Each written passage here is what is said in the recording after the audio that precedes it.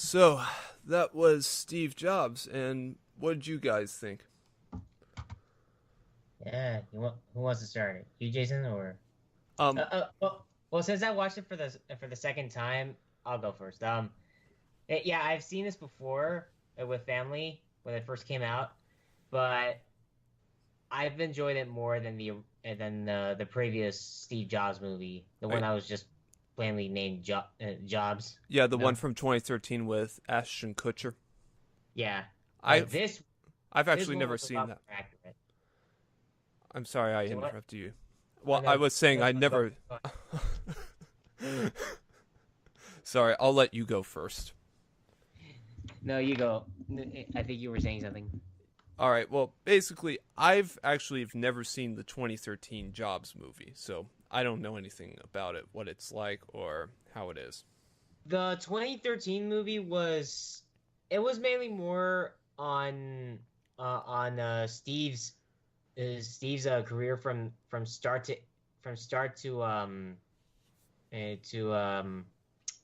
becoming CEO. However, it focused too much more on him and less than the other people who were around him. So Because basically, it was like a Superman story. Is that it? kinda, but it was more inaccurate for his story, considering that um he yeah, not only that, but also the dialogue presenting Steve Jobs in the 2013 movie was just poorly written. Even the actor did not enjoy it and did not enjoy it. But in this one, however, they wanted to keep him as accurate as possible, but only whenever he was focusing on his company. With I mean, Apple was not created by one person; it was created by many, and and that's what I like about the detail they added each each moment he was presenting a new product. That was a lot. That was better written than the other movie. All right. What about you, Jason? Well, I've never seen the Steve Jobs movie that had Ashton Kutcher in it, so I can't really say anything based on that. But watching this one was quite something and very interesting. Oh, jeez. Sorry. Be right back. I'm gonna shut the window. It's starting to storm outside. Oh wow! Wow, it almost sounded like a cannon went off or something. No. it's like it's like you were in the middle of a battlefield or Oh Jesus! but anyway. Sorry about that. All right. Sorry.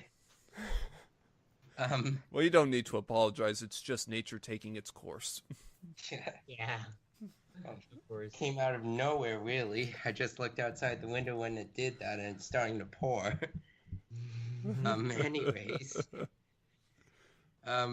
but from what I saw of this one, it was pretty interesting, and I'd say a good insight to what went on for both the history and uh, cre- creation of what led up to the Apple company as we know it today.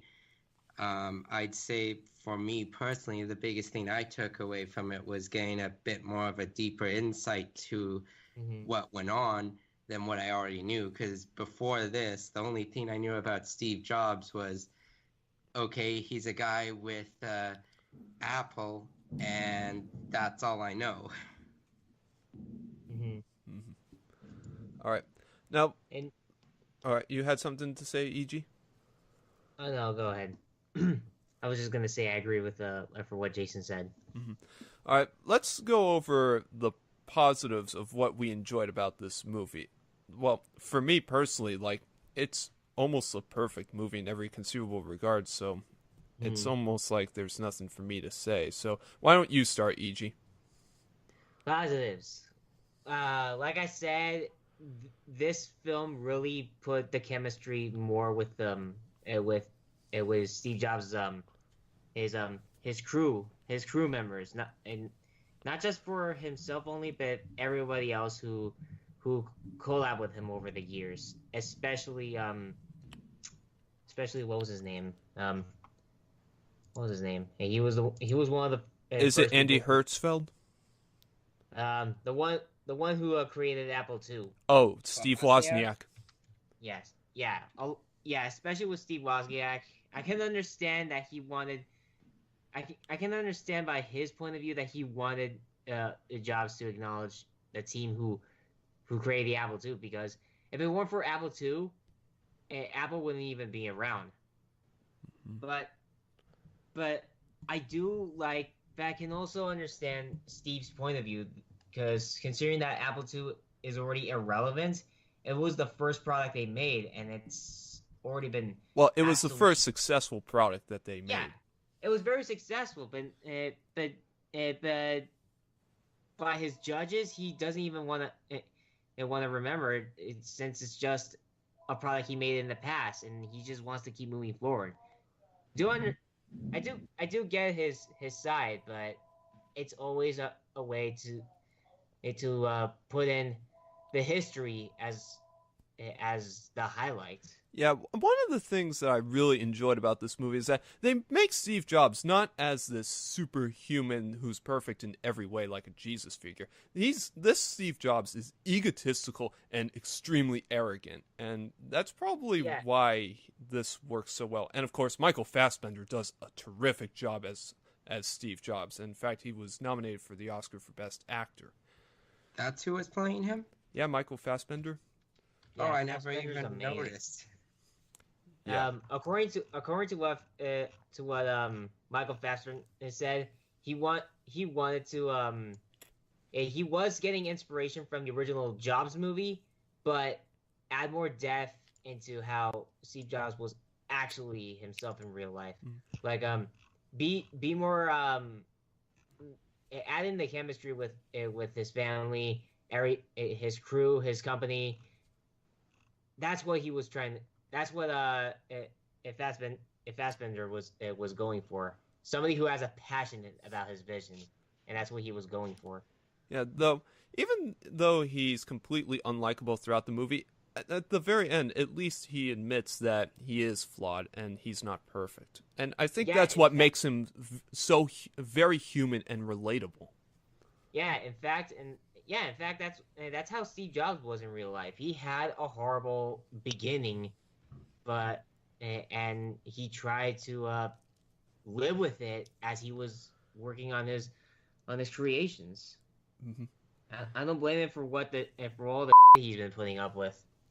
Right. And of course, the other actors in the film do a terrific job as well. I mean, Kate Winslet as Joanna Hoffman was terrific. Uh-huh. Seth Rogen, he gave a surprising performance Yeah, because usually Seth Rogen Seth was Rogen great. is known for his raunchy humor, but he gave an earnest and almost heartfelt performance in this movie. Yeah, I'd say that surprised me too. I just when I saw how he was acting in this one, I'm like, this reminds me of a movie I saw of him in quite a few years ago. I can't remember the name of the movie, but it was a plot of him trying to help make his character in that movie trying to make his friend who's going through cancer have a good life, while at the same time doing a serious role. I'm like, the way he's acting in this one reminds me of that role so much. So it surprised me that he did another serious role, but I do know he does serious roles very good when he does them. Mm-hmm.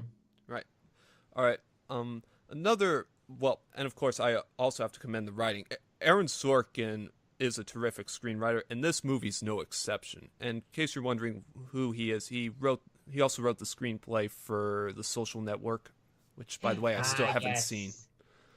Social Network's a great movie. In fact, even the founder of Facebook, and Mark Zuckerberg, he also put up with a lot of crap. He was also as egotistical as Steve Jobs. Yeah, Aaron Sorkin was the perfect screenwriter for this. And of course, Danny Boyle was a terrific director for this as well. And he also directed Slumdog Millionaire. Mm-hmm. All right. Let's see. Other things I should acknowledge. Oh, the soundtrack. Do you guys notice that the soundtrack really fits throughout the three different acts with its different styles? Like, the first act has this sort of analog sort of style of music. The second act is more orchestral, as you can see, like, in fact, one of the scenes is where Steve Jobs and Steve Wozniak talk in the orchestra pit, which I thought was phenomenal, by the way. Mhm. And then the final act was all digital. Yep. Mm-hmm. Yeah, I find it that they symbolically added a lot, implemented a lot with the music because there were three acts. Each of them take place from history to later history. Mm-hmm. Yeah, And that's how we see it in my view. Yeah, the three acts are kind of almost, the way I see it, it's kind of like life, death, and rebirth, almost like Igor Stravinsky's The Firebird. In fact, I find it funny that they mention Igor Stravinsky in the movie, because that's, I feel like it's a fitting analogy. Of course. Mm-hmm. All right, let's see. All right, do we have any negatives with this movie? Because I honestly can't think of any. Any nitpicks? Yeah, any negatives? nitpicks or downsides to the movie? Not really. I mean, If there are, I can't think of any at the moment. I Yeah. don't think there is. If you watch the Jobs movie, you'll see that it has a lot of flaws. Because, like I said, that movie focused too much on Steve and not than anyone else. This one has a greatly balanced to every single character in the movie. All right.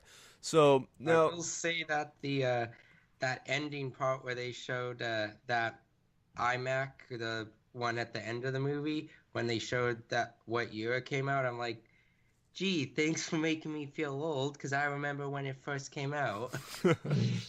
I think I was 6 years old at the time it launched, so I wouldn't. It came out when I was in my second year of grade 1, because I had to repeat grade 1 twice as a kid.